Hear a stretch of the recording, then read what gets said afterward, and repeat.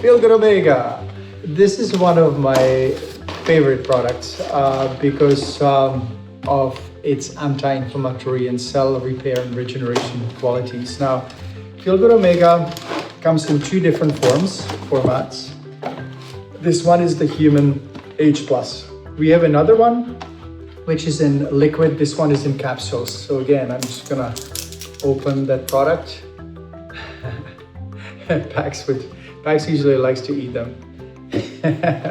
But I give him the liquid most of the time because I can just pour it on the food and I don't need to give him capsules.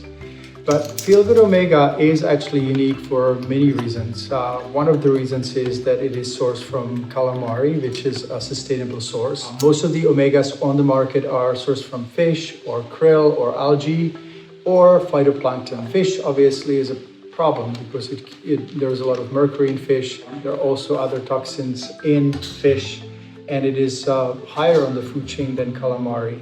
Overfishing is another problem. I've seen a lot of dogs that actually get fish and fish oils having higher mercury levels. And some of these dogs actually may even start seizuring. I've seen that too. When it comes to algae-based products, unfortunately, we've tracked down the algae-based products because we wanted to make algae-based omega at the beginning of the search. You can see someone really likes that. We discovered that all these algae-based omegas are actually linked to GMO patents, so they're GMO.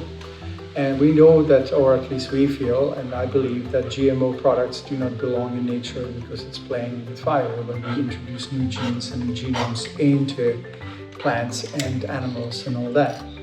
So we chose not to use algae. And then krill is also unsustainable because it's the beginning of the food chain for most marine life, and that's why we opted not to use krill, even though it's low on the food chain and it would be good.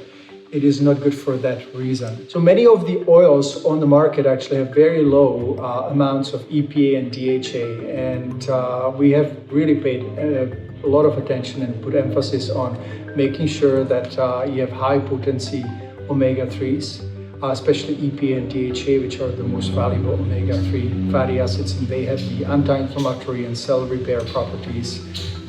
They are the most valuable.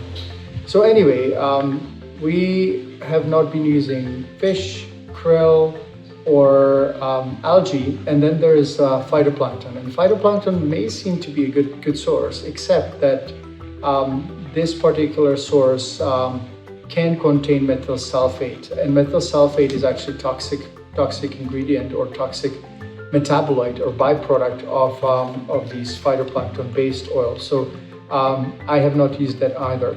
Some people would love to have a vegan oil, but I have realized that it is really not a sensible thing to source for the reasons that I just mentioned. So at the end, we ended up with calamari, and the reason is calamari has been increasing in population since 1950s because there are fewer fish.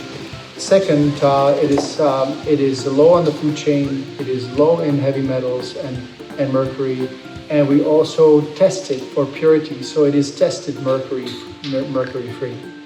Once again, packaged in glass, and if you're looking for omega-3s for you, try it and maybe even double your dose. The regular dose is 2 capsules, and I sometimes, and quite often, take 4 capsules, especially when I feel achy and sore after exercise. You will see how much difference it makes.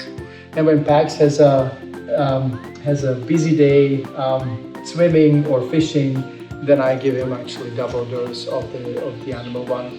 And if I don't have animal product nearby, then I give him 3 or 4 capsules if he had a heavy day exercise-wise, or if he suffered a muscle pull or something like that. If it happens in our dogs, that's another thing that you can do.